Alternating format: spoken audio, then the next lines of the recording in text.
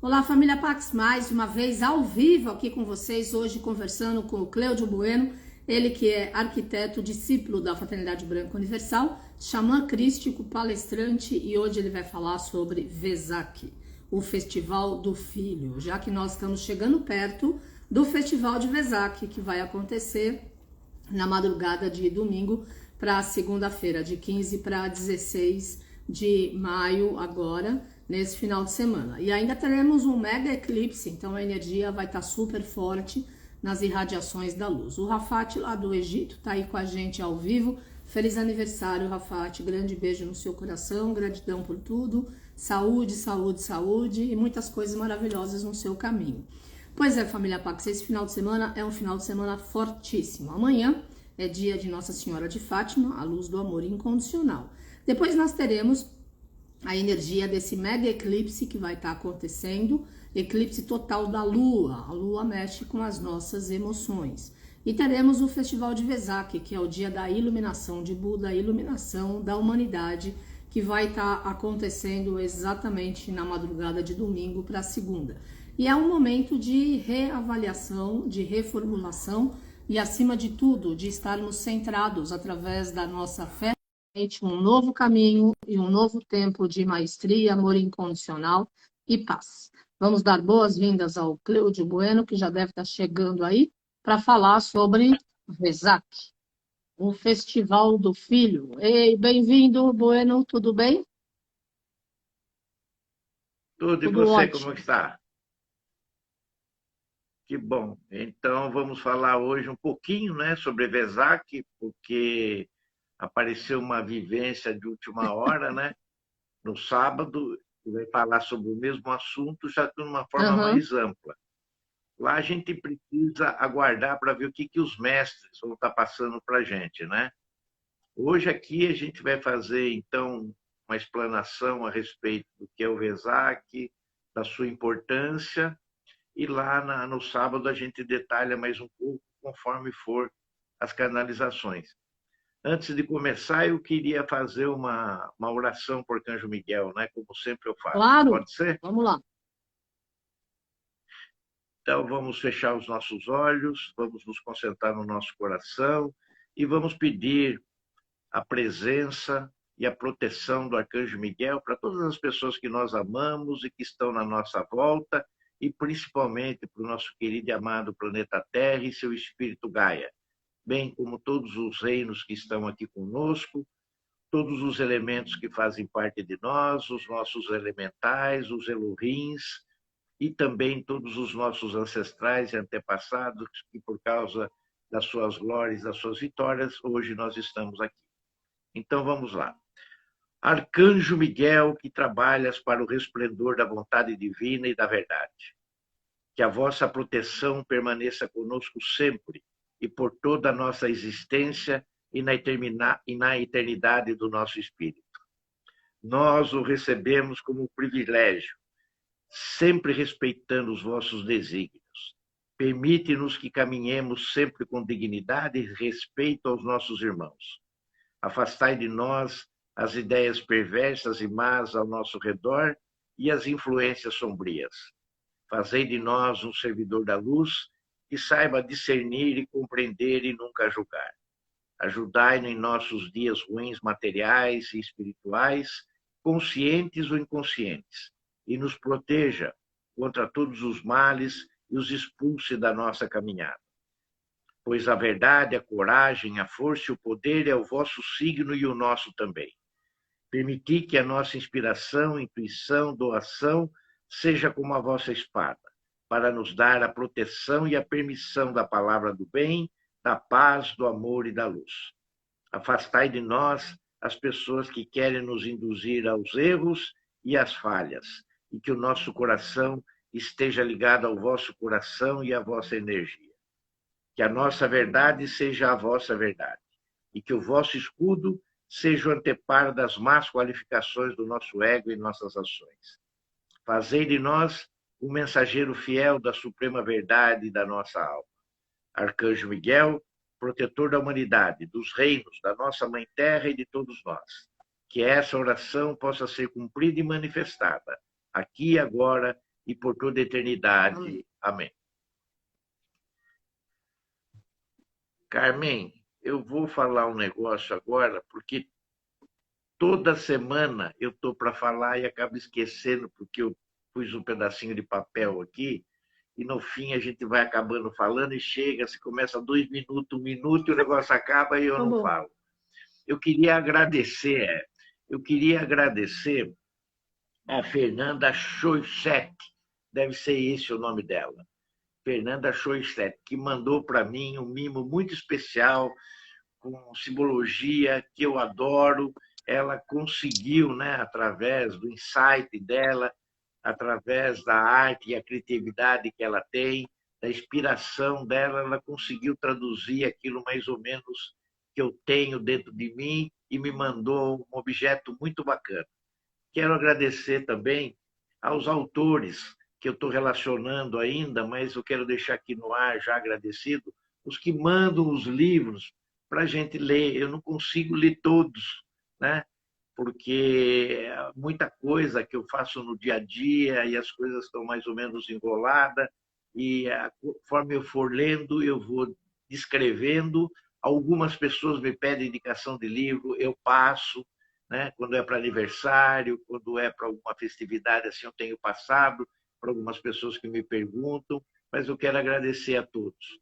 Bom, vamos começar então falando um pouquinho a respeito do Vesak, né? O Vesak, na verdade, a própria palavra Vesak, ou Vesaka, né? Ele está restrito a um determinado mês do calendário tibetano. Na verdade, o Vesak, né, é uma cerimônia que a gente poderia colocar entre aspas budista, mas na verdade é uma cerimônia que expandiu de tal forma que ela pegou vamos dizer assim, todas as outras religiões e principalmente aqueles que estão no caminho da iluminação. Porque, na verdade, o tibetano ele se concentra no budismo entre várias seleções que o budismo oferece, em vários segmentos de budismo que é oferecido. Inclusive, tem um só lá no Sri Lanka, tem um mais propriamente ali na Índia, tem outro no Japão, tem outro na Índia, que agora é um pouco mais reservado, porque as pessoas têm que cultuar internamente, porque a religião não faz parte da revolução cultural que a China fez, né? Essa questão religiosa ela ficou à parte, né? Tem no Tibete, tem no Nepal. Então, a questão do budismo ela é muito ampla e geral. Lembrando que o Vesak é uma festividade relacionada com praticamente o dia que o Buda nasceu. Essa que é a verdade, né? Porque o Buda ele é do signo de Touro e reza a história, bem como a lenda, que ele nasceu numa lua cheia, onde essa lua estava em domicílio de Escorpião. Bom, mas como é que é isso? A lua cheia é de Touro e a lua está no Escorpião? Como é que essa história aí é? Essa história é a seguinte: o fato da lua cheia estar em determinado signo em vigência, né, que é o caso de Touro, não significa que ela esteja dormindo sempre durante o período do signo de Touro, sempre em Touro, porque a lua tem fases, e cada fase que a lua entra, ela entra também num determinado signo, embora a gente esteja no signo principal naquele mês, que é o signo, vamos dizer assim, nesse caso de Touro, né? Ele é o segundo signo do ano, vamos dizer assim, porque o primeiro foi Áries, o segundo é Touro e o terceiro vai ser Gêmeos. Então, por exemplo, que nem no dia de hoje, dia 12, nós estamos na lua crescente. A 1h36 ou 31 minutos aí, a lua está domiciliada em Libra. Na hora que a lua entrou na lua crescente, que foi no dia 9, ela estava domiciliada em Leão. Então, a lua vai entrando conforme a fase vai passando. Mas nós estamos nas 4 principais luas desse signo. Ou seja, crescente, cheia, minguante e depois nova. E assim sucessivamente durante os outros signos. Lembrando que o aniversário de Buda, ele sempre tem que ter esse perfil. E Vesak é comemorado em função do nascimento de Buda, né, que também foi numa lua cheia de touro, né, com o domicílio da lua em Escorpião. Então, se não tiver essa característica, não é, vamos dizer assim, Vesak. Embora outras tendências, outros tipos de budismo, geralmente, às vezes, colocam essa data até no signo de Gêmeos, às vezes, porque eles têm um parâmetro completamente diferente. Eu estou seguindo o parâmetro normal, aquilo que é ensinado, né, que é dentro disso. Lembrando, né, que o Buda nasceu em Lumbini, né? Nasceu em Lumbini, lá no Nepal. Né? Ele nasceu no Nepal e depois foi irradiando o seu conhecimento e a sua sabedoria por toda a Ásia. Né? Ele teve a sua iluminação, né, por uma certa, vamos dizer assim, não digo teimosia, né, mas um certo aspecto na tendência de se dobrar em relação àquilo que ele aspirava diante de uma árvore que se chama Bodhi, que a gente já chegou a visitar algumas vezes lá na Índia, num lugar chamado Sarnath. Então, isso, Sarnath sobre a árvore chamada Bodhi, que depois ficou conhecida como Bodhi Tree, né? Inclusive numa livraria famosa de Los Angeles. O lugar do primeiro sermão dele, não foi? Sarnath? Sim, nós fizemos Sarnath, várias orações, Sarnath. fazendo a volta, fazendo o Om Mani Padme Hum, com vários grupos da paz. Isso. Inclusive, essa árvore, né, simbolicamente, que existe em Sarnath, onde foi o primeiro sermão dele, que tem lá, vamos dizer assim, uma espécie de monumento, né, que consagra esse sermão. Não é uma estupa, é mais uma espécie assim de uma estátua mesmo, do monumento, aonde ali fica configurado, é onde está configurado que ele fez o primeiro sermão. E existe também uma árvore ao lado, um pouco mais distante, né, que é mais parecido com uma figueira, essa que é a verdade, né, onde todos nós ficamos catando algumas folhas, né, e eu tenho várias folhas de lá. Eu também. Agora, puxa vida, eu podia ter puxado uma aqui. Podia puxar uma aqui na gaveta agora. Deixa eu ver se eu tenho alguma próxima aqui. Ah, tenho, graças a Deus. Veja só, eu tenho uma aqui comigo, né, que é de lá. Né, porque eu tenho distribuído em vários lugares, em vários altares, né, essa coisa toda. Né? Então, é de lá. E agora eu não consigo fechar a gaveta aqui, porque aqui eu tenho umas 5 ou 6. Então, me lembrei que eu tenho uma aqui, ficou fácil de pegar. As outras estão lá no meu quarto, tem algumas aqui em cima da mesa, né? Mas o interessante é a gente lembrar que isso, a comemoração da data do seu nascimento, é mais ou menos, ela é volável, é volante, né? E ela é volúvel, ou volátil, conforme aonde e que lugar você está do planeta para fazer essa comemoração. E o Vesak tem muito a ver com isso. Né? Lembrando que o Vesak é uma cerimônia aonde é feita para convidados, para adeptos, discípulos e iniciados. Se bem que adeptos e discípulos, às vezes, têm quase que a mesma conotação. Ela é só um pouquinho variável na questão do adepto e do discípulo. O discípulo está um pouco mais a tempo. O adepto ele está chegando, vamos dizer assim, no conhecimento da doutrina. Essa cerimônia ela é feita lá no deserto de Gobi, aquele lugar que a gente gosta tanto de falar e de mencionar em tudo que a gente faz, que é Shambhala. E fica num vale que não é conhecido, só as pessoas que são convidadas a irem, ou só aquelas pessoas que já foram nas cerimônias e que sabem qual é o local e que vão, nessa época do ano, se dirigem para esse vale, no deserto de Gobi, na cidade, vamos dizer assim, etérea, né, de Shambhala, porque a gente tem 2 Shambhalas, na verdade. A gente tem uma Shambhala que é etérea, mas nós temos uma Shambhala também que é terrestre. Só que essa Shambhala terrestre, ela é intraterrestre. Ela está submersa no solo do nosso amado planeta, né? Tanto é que algumas populações que viviam ali perto do Monte Kailash acabaram desaparecendo sem ninguém saber como nem porquê. Da mesma forma que os maias aqui na América Central, sem deixar nenhuma pista, evaporaram de um dia para o outro.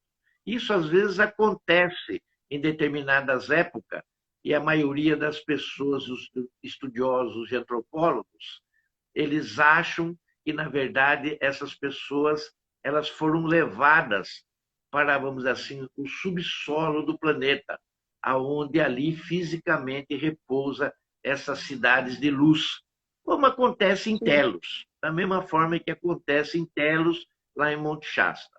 Bom, a cerimônia em si, ela tem alguns procedimentos, né? Elas têm alguns procedimentos. E depois que os adeptos, os visitantes, né, os convidados, os discípulos e os iniciados estão presentes, o próximo passo é a vinda dos 3 Manus se materializando nesse lugar. Os Manus, na verdade, é a força do Espírito Divino do Criador, né? São as 3 chamas que representam ele aqui junto à fraternidade branca e aqui na Terra. Então, o Manu do raio azul é o Senhor Mestre Vaivasvata, do raio dourado é o Lorde Maitreya, o Cristo cósmico, e o terceiro raio, o raio rosa dourado, que é do Mahashohan, né? Que é o Divino Espírito Santo. As 3 chamas divinas do Criador, ela se manifesta nesse dia da cerimônia e do ritual, diante de um altar de pedra, que parece uma mesa, a parte superior da pedra ela é completamente lisa, plana, né? E ali é colocado uma taça com água. Ali é colocado uma taça com água. Você quer falar alguma coisa? Você levantou a mão? Uma taça com água. E ali começa uma cerimônia. Começa uma cerimônia de que maneira? Começa uma cerimônia com cânticos, começa uma cerimônia com uma egrégora já bastante forte, com mantras, né? Fazendo a grande invocação. Existe todo um procedimento de luz, de velas, de lamparinas, lampiões, no caso, né? Até a manifestação do Senhor Buda no horário do plenilúnio, que é o horário máximo, a hora que realmente a lua cheia se instaura. No nosso caso aqui no Brasil, isso vai acontecer por volta de 1h30, alguns minutos de segunda-feira, né? Mas em outros lugares, por exemplo, em Genebra, vai ser às 5 da manhã, né? Em Greenwich vai ser às 2h e pouco da manhã, em Nova York vai ser meia-noite e tralalá, né? Aqui no Brasil vai ser 1h, e as coisas 1h14, e as coisas vão se dando paulatinamente no globo todinho, fazendo quase que uma volta, desde onde tem o primeiro plenilúnio, né, que é onde é instaurada a lua cheia, de orações, né, e de agradecimentos ao Senhor do mundo, que é o Buda, né, através do planeta todo. O que isso, na verdade, e qual é o significado? Aí tem o Buda, tem o Buda aí. O qual tem um significado muito grande para a humanidade. E por que tem um significado muito grande para a humanidade? Primeiro, em função do seu irmão, né? Porque Maitreya é irmão de Buda e é o próximo Cristo cósmico. Os dois representam, na verdade, a chama dourada. Porque se nós temos no azul o Pai e no rosa o Espírito Santo, de uma característica de outras atividades dos próximos 4 raios, o branco, o verde esmeralda, o rubi dourado e o violeta, nós temos no raio dourado a magnitude do filho, né? A magnitude do filho, que é o que simboliza o raio dourado, que é o raio do nosso planeta, do qual ele foi criado. Então, todos aqueles que estão aqui hoje passam, indubitavelmente, pelo raio dourado, sendo filhos daqui ou não. E esse raio, às vezes, as pessoas pensam, essa chama, as pessoas, às vezes, pensam que ele tem a ver só apenas com a sabedoria, né? Com a instrução, com a educação, com o conhecimento, a delicadeza, a gentileza, a clareza. Não, mas ele tem que ter a percepção maior do amor junto com ele, né? Por isso ele é chamado do raio do amor-sabedoria. Até o amor vem antes da sabedoria. É uma confluência, né, de virtudes nesse raio, né? Então, a gente tem aí a confluência. Você pergunta, puxa vida, mas você tem do amor e o amor é o raio rosa? Aonde está o raio azul nessa história? Ele está presente também, o raio azul, mas ele está presente como uma forma de proteção, como é a figura do Arcanjo Miguel, como é a figura da Mãe Maria também, em alguns lugares, aqui principalmente no Brasil, através da Nossa Senhora Aparecida e através do manto dela, que protege todo o nosso país. E assim sucessivamente, o raio azul ele vai se apresentando de acordo com aquilo ou o lugar onde a pessoa está e vai fazer a sua cerimônia ou a sua celebração pessoal. Bom, o momento mais crucial de tudo isso é realmente na hora do plenilúnio, que é a hora máxima da lua cheia, aonde o Buda ele vai se materializar acima desse altar, ele vai planar acima desse altar para fazer uma bênção especial para os presentes e para toda a humanidade. Bom, sempre começa, segundo é contado nas escrituras, sempre se apresenta ele com um pontinho minúsculo no céu.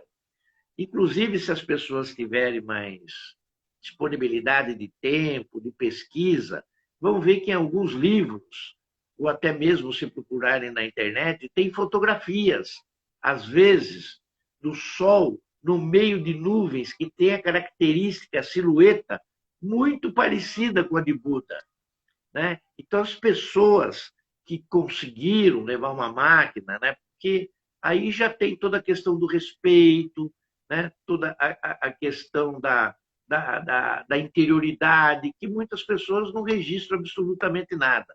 Mas outras pessoas que chegaram até lá conseguiram fazer algum tipo de registro e mostra. E quando o Buda ele plana sobre o altar, ele chega no plenilúnio e começa a dar as bênçãos para a humanidade, o que acontece exatamente com a humanidade? Qual é a transformação vital para que todos nós possamos receber essas bênçãos, principalmente as pessoas que estão, naquele momento, em oração, em silêncio, ou concentrado junto ao seu coração. É a elevação, o que significa Vesak, então, nessa celebração, é a elevação da consciência num patamar crístico, aonde não só as pessoas que estão ali, ou as pessoas que estão nesse processo é envolvida, mas a Terra, o planeta Terra é envolvido. E o que faz a ebulição dessa consciência são todas aquelas pessoas num determinado fracionamento de tempo e de espaço, num ritmo e numa frequência, sem que ela se perca, fazendo, vamos dizer assim, 24 horas de celebração com essa elevação e com essa frequência, né, da consciência e das bênçãos e das graças que o Buda está despejando sobre a Terra. Né? Então, ele, como filho, né, e representante dessa chama e desse raio, né, que é o raio dourado aqui na Terra, ele recebe isso do Criador e automaticamente ele passa isso para a Terra. Por quê? Porque o Senhor do Mundo, o Gautama Buda, ele tem uma presença de personificação dessa vibração e dessa frequência imaculada. Ou seja, enquanto alguns adeptos, iniciados, convidados, ou até aqueles mesmos que já conhecem, são peregrinos do lugar, mantêm essa frequência, essa vibração, e outros que vão fazer nesses intervalos de 24 horas, conforme vai entrando o plenilúnio em cada um desses lugares, para o mestre Buda, o Gautama, o Senhor do Mundo, ele faz isso diuturnamente para o planeta Terra. Ele não deixa que essa vibração e essa frequência, ela sequer estremeça na linha que ele está vibrando. Então, é uma coisa assim extraordinária de devoção, de abnegação, de compaixão e de amor que você tem pelo planeta Terra e por todos aqueles que estão aqui buscando a evolução e buscando o seu desenvolvimento espiritual. Uma vez que ele faz isso, aquela taça, aquele cálice de água que estava em cima daquela pedra, daquele altar, ela tem toda uma conotação que será fluídica através daqueles que estão presentes e na própria Terra. Então, a água é distribuída, como a gente fazia algum tempo atrás, e ainda é feito nas cerimônias, quando você tem lá no salão, aonde tem a bênção das águas, e depois nós, através dos copinhos, a gente dava a água benzida para as pessoas antes de sair da casa. A mesma coisa acontece na cerimônia, né? Todas as pessoas recebem um pouquinho daquela água que foi benzida, está consagrada, para que o seu coração, a sua vibração e na sua frequência, ela permaneça até o próximo ano, até o próximo Festival de Vesak. Lembrando, né, que o Festival de Vesak é o segundo festival. Alguns acham que é o mais importante, mas eu coloco como o segundo mais importante que nós temos aqui para o nosso planeta Terra. Alguns acham que é o festival mais importante pela conotação do raio dourado, pela presença do Senhor do Mundo, que é o mestre Gautama Buda, o qual é a regência do planeta, né? Porque dentro da esfera, vamos dizer assim, de evolução e de magnitude da hierarquia, ele é o topo. Ele é o topo, né? Então, depois só vem nessa escalada, né? Vem, logicamente, os nossos pais celestiais, essa evolução, ela continua, mas diante de uma outra envergadura, diante já de uma outra, vamos dizer assim, ordem, né? Mas dentro da irmandade, né? Dentro da irmandade, essa é a maior. E dentro da fraternidade não tem nenhuma outra, né? Vamos dizer assim, de maior envergadura do que o Senhor do Mundo.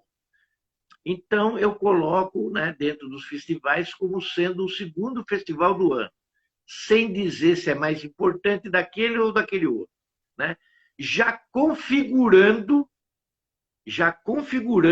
e deixando as bases prontas para o próximo festival, que é chamado Festival de Azala ou Festival da Humanidade. Porque toda essa cerimônia, ela é feita para o planeta Terra e para a humanidade. Então, ele deixa os alicerces, ele deixa a estrutura pronta para o próximo festival, que vai ser o Festival do Espírito Santo, o Festival de Azala, né? Que também é o nome do mês seguinte, assim como é Vesak ou Vesaka, né? Que vai vir através do Espírito Santo, e através do Espírito Santo, então, aonde nós fazemos todas aquelas homenagens a oração que todos nós sabemos e sempre fazemos em qualquer momento das nossas vidas, que é a grande invocação. A grande invocação. Tem alguns pontos, vamos dizer assim, a nível particular da cerimônia, quanto à forma da onde está voltado o altar, qual é a direção que os presentes devem ficar, mas isso tudo é uma questão organizacional, que eu não acho agora, já que ninguém está lá e nós não vamos fazer parte, eu não acho tão importante descrevê-las, né? Porque, né, o altar fica numa determinada posição, os presentes, né, convidados ficam numa outra posição, adeptos, discípulos, iniciados ficam em outras posições. Os próprios manus têm as posições deles já indicadas ali, né? Eu não quero falar muito do Mahashohan, porque o Mahashohan, como eu disse na outra vivência passada, eu tenho fortes propensões a acreditar que é o mestre Saint-Germain.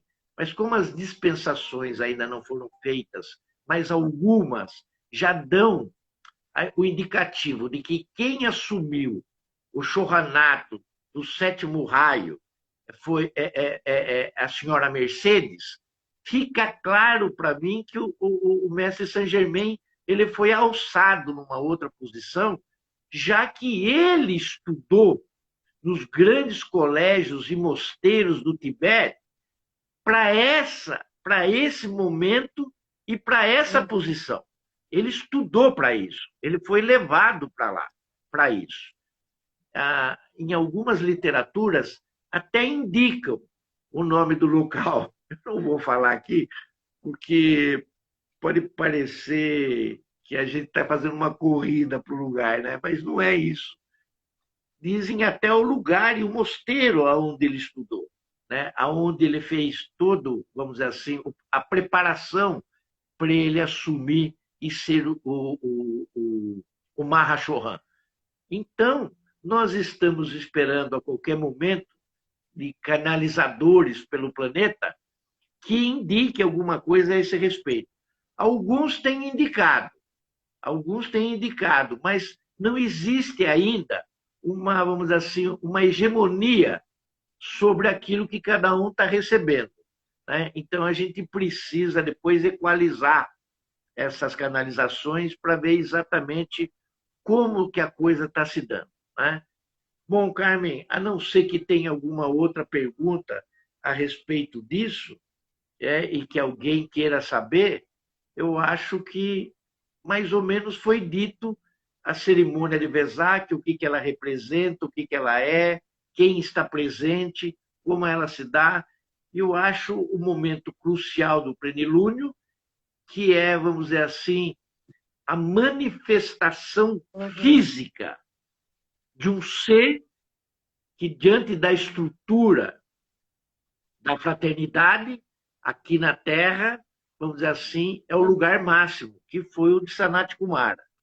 Então, é uma coisa assim esplendorosa, porque todos nós sabemos que todos eles vivem em templos completamente iluminados, cercados de toda a proteção, né, de todo amor, de todo carinho, de todos aqueles que participam, vamos dizer assim, das ordens, dos serviços do grande Senhor do mundo, e ele vem majestosamente e se manifesta fisicamente uma vez por ano no plenilúnio da lua cheia de Touro, abençoando o planeta Terra e abençoando a humanidade, fazendo com que toda a nossa consciência ela possa, então, emergir de uma forma crística, e não só da forma individual, não só da forma de massa, né? Mas de uma forma crística, para depois, então, ela ir evoluindo por uma questão cósmica e até, quem sabe, um dia, né, nós tivermos a concepção e a consciência divina do próprio Criador, do qual é bafejado aqueles que estão, né, nessa esfera e nessa ordem do Logo Solar. Será que tem alguma pergunta, alguma coisa? Porque hoje nós terminamos bem antes, né, do que nós deveríamos Não, por enquanto não tem. Você tossindo, você tossindo de um lado e eu queimei um incenso daqueles bravos, entrou fumaça no meu olho e a coisa ficou realmente muito, muito difícil aqui para mim, porque eu achei que eu ia entrar aqui falando com você, meio de lágrimas aqui chorando, entendeu? Uma das coisas que eu acho interessante frisar é que Siddhartha, né, era o nome do Gautama, né, ele tem uma lenda muito curiosa como ele chegou na sua evolução e na sua iluminação, né?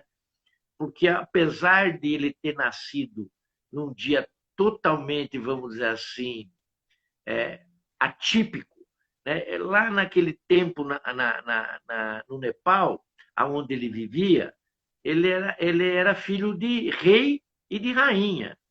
E a mãe dele tinha saído para dar luz na casa da mãe dela, que tinha um percurso longo para se fazer. O menino não era para ter nascido durante a viagem. Buda não era para ter nascido durante a viagem.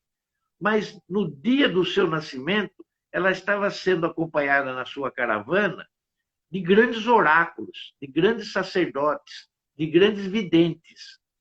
E todos eles, de uma forma homogênica, naquele instante que o Gautama nasceu, já viram que as estrelas eram completamente diferentes no céu, né? A magnitude da sua mãozinha, através dos seus traços, né? Das linhas que ele tinha na palma da mão, já revelava que ele seria um grande ser, que ele estaria trazendo uma grande vitória para a humanidade. Então, ele nasceu no percurso. E ele foi cercado pelo seu pai e pela sua mãe de toda a proteção possível, de todas as necessidades possíveis dentro da formação do reino, aonde estava, vamos dizer assim, o castelo principal, aonde ele morava, né? Então, ele não saía dos limítrofes da onde estava a residência principal do rei e da rainha, e aonde ele gozava de todo o grau de instrução. Até que um dia ele fugiu. Ele fugiu pelos portões sem os guardas perceber e viu um outro mundo fora dos portões. E aí ele começou a questionar as coisas que ele via para quem estava com ele. Ele falava, o que está acontecendo ali? Ali é uma pessoa doente, Siddhartha. Doente, mas o que é doente? Doente é uma pessoa que não está com a saúde muito boa. Então a pessoa fica doente e se ela não curar, ela passa para um outro plano. Aí chegou perto de um crematório e perguntou, o que está acontecendo ali? Ali está sendo cremada uma pessoa. Ela morreu. O que é morreu? Morreu uma pessoa que não tem mais vida, que ela passou dessa vida para um outro plano. Então ele começou a ver que a vida não era feita apenas de felicidade, mas ela era feita também de dor e de sofrimento. E ele renunciou tudo aquilo que ele tinha, que era dentro dos parâmetros ali onde envolvia o castelo e o reinado dele, ele renuncia tudo isso para buscar a solução da dor e do sofrimento. E então ele sai pelo mundo, questionando sábios, questionando gurus, e nisso ele vai fazendo uma peregrinação. Ele vai fazendo uma peregrinação, atravessa o Himalaia, os Himalaias, entra na Índia, e ali ele consegue absorver até um dado momento, onde eu acho que ele é tomado de uma teimosia, já que isso é próprio do signo de Touro também, né? De uma teimosia, de uma resistência, porque até então ele não conseguia achar a solução nem para a dor, nem para o sofrimento. Então ele coloca a própria vida dele em questão e de uma forma insegura e imprópria, né? Se bem que aqueles sadhus, aqueles sábios, todo aquele pessoal que nós conhecemos na Índia, já são quase que meio faquir, né? come muito pouco. Quando bebe água, é uma gotinha, né? É um conta-gota que o sujeito bebe água, ou quando come, na verdade, é um grão de arroz, né? Então já tem uma propensão para o jejum, de não comer, para que o espírito fique mais leve do que o corpo e ele possa ascender melhor a sabedoria. Aí Buda é tomado disso.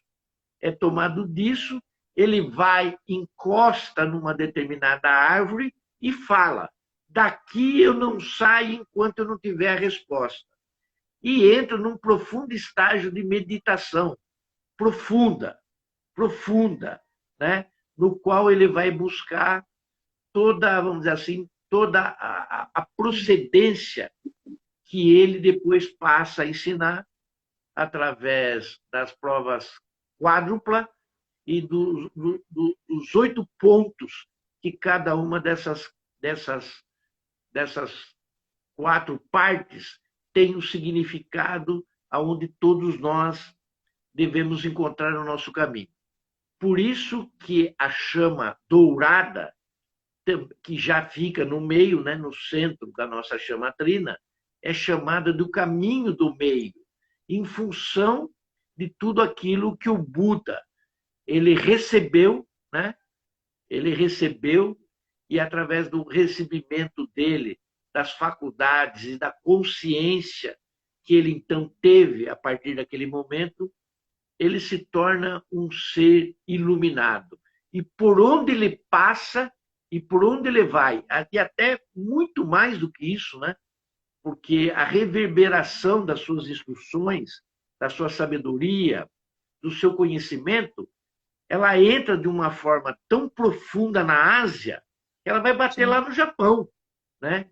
Em lugares que ele nunca sequer esteve um dia. Mas calou tão profundamente a sua sabedoria e a sua natureza, que aquilo se expandiu de uma forma magnífica, tomando praticamente toda a Ásia, num determinado momento da história planetária, né? Depois que as coisas foram tomando uma outra conotação, né? E assim mesmo, ela faz parte de uma das 5 religiões maiores que nós temos no planeta. São Com aproximadamente 520 milhões de adeptos ao budismo. Então, hoje já um pouco mais. Hoje nós já chegamos perto dos 800 milhões. Porque as coisas vão se dando pela própria energia de ser, né? Tem muitos jovens, né? Tem muitas pessoas que, mesmo depois da entrada do mestre Saint Germain, em 54, se tornaram-se adeptos do budismo, dentro dessas linhas que eu acabei de falar, que são múltiplas. Não é uma só. Quando a gente fala budismo, a gente está incorporando todas, mas algumas, né, têm finalidades diferentes de outras, né, dependendo da qual você assuma. Tem o budismo tibetano, tem o budismo indiano, tem o budismo do Sri Lanka, tem outros tipos de budismo no planeta como um todo. E a gente tem que respeitar, e algumas dessas tendências, elas crescem, elas não diminuem, elas têm tido um crescimento, porque as pessoas, depois de um certo tempo na vida, ou a conhecem e adotam, mas não entra nas estatísticas, e é por isso que essa somatória é um pouquinho mais, né? Porque isso é feito quando se passa um censo. Quando não é que religião você é? Ah, sou budista. Então é ali um censo, né? E esse censo depois grupalmente arrumado num lugar só e é divulgado. Mas tem lugar que o censo não passa, tem lugar que a pessoa é de uma religião, depois ela passa para outra, e assim sucessivamente. Perguntaram se todos os mestres se apresentam nessa cerimônia do Vesak. Não. Não são todos os mestres que se apresentam, não. Porque os mestres, na verdade, não é que eles não se apresentam nas cerimônias. Eu digo para vocês que eles estão presentes cada um diante daquilo que é o seu trabalho, né? Mas ali se manifestando é apenas o Senhor do Mundo, o Gautama Buda, e os três Manus.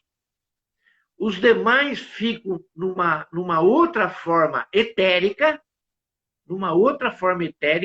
cada um cumprindo as suas funções, vamos dizer assim, de manutenção e zelando pela energia do Gautama, do Senhor do Mundo, que ele precisa disso, porque ele está se manifestando fisicamente. Ele está se manifestando fisicamente, coisa que era só feito por Sanat Kumara lá atrás. Entendeu? Então, ele se manifesta. É um esforço grandioso em termos dele abaixar a frequência dele abaixar a vibração dele, para ele estar aqui. Porque se ele vem com a vibração dele, com a frequência dele para cá, não tem convidado, não tem adepto, não tem discípulo, não tem ninguém. Vai ficar ele e os três Manu, porque a turma derrete. Então, ele tem todo um procedimento e um trabalho para ele fazer isso. E os outros, vamos dizer assim, dão a segurança necessária, né? Ali a condução de força, de frequência, de luz, de vibração, para que haja uma sustentação nele no plenilúnio, em coisa que dura frações de segundo, porque é exatamente quando entra a lua cheia, ele se manifesta no instante seguinte, foi. Então é uma coisa muito instantânea. Piscou, já era. Então a concentração ali na hora, ela tem que ser máxima. Ou com os seus olhos fechados no seu coração, ou com as vistas muito bem abertas, para ver se você pega alguma coisa de relance ou não. Mas os outros estão dando, na verdade, sustentação ao momento do plenilúnio. Então, eles não podem estar aqui manifestados, porque senão a coisa derrete. A coisa vai para outro nível, né? Não fica ninguém, só fica eles. Né? E é isso. Você tem mais alguma pergunta? Só alguém escreveu que a história de Buda é a Maria Aparecida, que é parecida com a história de São Francisco de Assis. Eu quero só dizer que amanhã sou eu que vou estar aqui no Instagram, não vou entrevistar ninguém. Eu vou falar sobre Mãe Maria, já que é Nossa Senhora de Fátima, amanhã.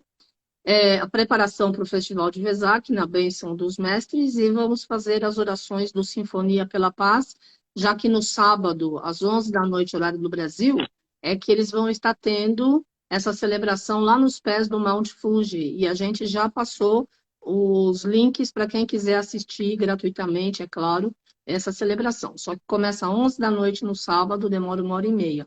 Amanhã a gente vai estar fazendo essa preparação para o Festival de Vesak e para esse grande movimento pela paz planetária que já acontece lá no Japão há 18 anos. Os últimos anos tem sido virtual. Esse ano também vai ser virtual, só que vai ser dentro do centro deles, nos pés da montanha.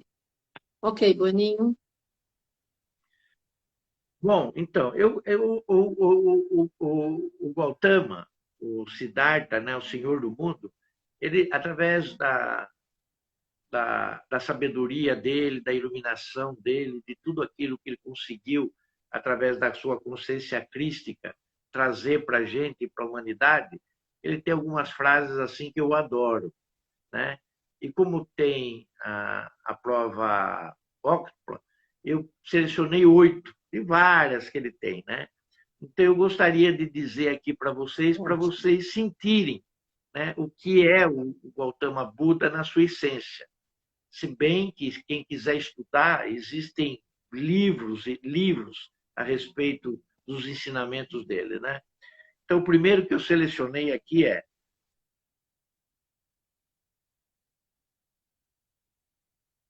Travou. Você está me ouvindo? Oh, God, justo agora que ele vai falar sobre Buda? Bueno, a sua internet congelou. Alô? Voltou, pode falar. Começa de novo. Então tá bom. Dentro das frases que ele tem, que são várias, fora os ensinamentos, livros, com toda a base que ele ensina, né? O caminho óctuplo, as 4 provas, ele diz, tem uma frase que eu gosto muito que ele diz: o caminho não está no céu, o caminho está no coração. Porque quando a gente reza ou faz alguma oração, a gente sempre faz uma conexão do que está em cima. A gente sempre acha que a morada e que todos eles estão lá em cima, mas na verdade estão dentro do coração. Ali é que moram as divindades realmente, né? A segunda, que eu acho muito legal, é: um jarro enche gota a gota. Né? Porque a gente tem mania de querer correr e já, às vezes, querer viver 10, 400 vidas numa só. Não. A gente sabe que nós vamos ter outras vidas e que esse aprendizado, evolução e desenvolvimento, ela vai estar servindo já para outra também. Não é? A terceira frase é: para compreender tudo, é preciso perdoar tudo. Eu acho muito importante essa frase, porque às vezes a gente quer entender das coisas levando na nossa mochila pedras que nós já devíamos ter deixado pelo caminho, e nós não deixamos, que são justamente as pessoas, os atos, a maneira de ser que nós não perdoamos e levamos ainda na nossa consciência, nas nossas lembranças. A gente deve perdoar esses momentos e que eles fiquem para trás, que essas pedras fiquem pelo caminho. Uma das grandes lições do caminho de Santiago de Compostela que eu aprendi foi esse: viajar praticamente só com um cajado, né? Não tem que ficar levando muita coisa, né? Em cada lugar que passava, o tênis está ruim, você trocava o tênis. A roupa está suja, dá para lavar, lava. Não dá, compra uma peça aqui ou outra e segue o caminho. Não dá para você ficar acumulando e levando as coisas nas suas costas. A outra frase é: eu nunca vejo o que tem sido feito. Eu só vejo o que resta a ser feito. Isso é brilhante. O que foi feito, foi feito. Você tem que ver daqui para frente o que você pode fazer, o que tem para ser feito. Não adianta você ficar montando no cavalo branco lá atrás, em cima de glórias e vitórias, que já estão consagradas e que já estão realizadas e manifestas. O importante é o que você pode fazer no seu andar da carruagem. Outra frase: a mente é tudo. O que você pensa, você se torna. E é verdade. A mente é onde começa absolutamente tudo. O corpo etéreo dá as bases necessárias para o corpo mental se desenvolver junto com o corpo emocional. E é o físico que tem o grande atributo da manifestação e da realização. Então, o pensamento é onde a criação, de fato, nasce, sobre os parâmetros dos invólucros que o corpo etéreo te deu. Então, ali todos nós temos no corpo etéreo tudo que nós necessitamos como ferramenta para nós trabalharmos a nossa mente. A outra frase é: não se pode percorrer o caminho até que você se torne o próprio caminho. É lindo isso aqui. É lindo, é lindo, é lindo, é lindo demais. Você entendeu? Porque a verdade é justamente essa. A gente é o caminho que a gente faz através das nossas escolhas. E na medida que você anda, você se torna aquele caminho, é quando ele se abre para você realmente. Pode ser na última gotinha do jarro, mas ele vai se abrir se você estiver no caminho e você acredita nesse caminho que você percorre. Isso é muito de nós, né? Do nosso grupo, da família Pacos. Isso é muito de nós. A outra frase é: conquistar a si mesmo é uma tarefa maior do que conquistar a outros. É mais ou menos dentro do que o Mestre Jesus falava, né? Conhece a si próprio. Conhecendo-se a si, você terá um mundo dentro de você. E é mais ou menos a verdade. E ele também já falou a respeito disso, né? E ele veio um pouco antes, né? Ele veio um pouco o modo de dizer, né? Ele veio alguns séculos antes. E a última frase é: 3 coisas não podem ser escondidas por muito tempo: o sol, a lua e a verdade. Que foi justamente o que deu e se apresentou para ele quando ele, na sua teimosia, no seu propósito, né? Vamos tirar a palavra teimosia, no seu propósito de missão, ele falou: eu não saio daqui enquanto ela não for revelada para mim. Ali o sol brilhava, ali a lua vinha, mas na verdade tudo aconteceu, ou na verdade veio através da sua consciência, desceu até o seu coração, e ele pôde então ver a iluminação de tudo aquilo que ele queria conhecer e que o véu não lhe permitia. Bom, Carmen, eu acho que não sei quantos minutos falta. Sua mensagem final. 2. No fim acabou dando tudo certo, né? Acabou dando tudo certo. A mensagem final que eu poderia dar é que todos amanhã, né, num dia muito importante para a gente também, né? A Nossa Senhora de Fátima, né? Que nós estivemos lá algumas vezes no santuário dela, e que é um lugar assim de energia fortíssimo, né? Que a gente tem, e aonde praticamente ela se mostrou, assim como o Gautama Buda faz em Vesak, ela se mostrou, né? No dia 13 de outubro, para uma plateia enorme, enquanto chovia torrencialmente, e na hora que ela se pôs diante daquela menina e dos presentes, todos, absolutamente todos, estavam secos. Inclusive o chão, que era para estar úmido, ele estava seco, porque as pessoas pegavam a terra assim e faziam pó com ela, né? A gente esteja amanhã voltado nas nossas orações e para que ela cubra o nosso querido e amado planeta Terra com seu manto de proteção, com a sua luz, com a sua coroa de luz e o seu coração de amor para todos nós. Que todos nós não esqueçamos de fazer a oração à Nossa Senhora de Fátima amanhã. Essa é a minha mensagem. Gratidão, Carmen. Obrigada, Bueno. Obrigada, gratidão. Namastê, família Pax.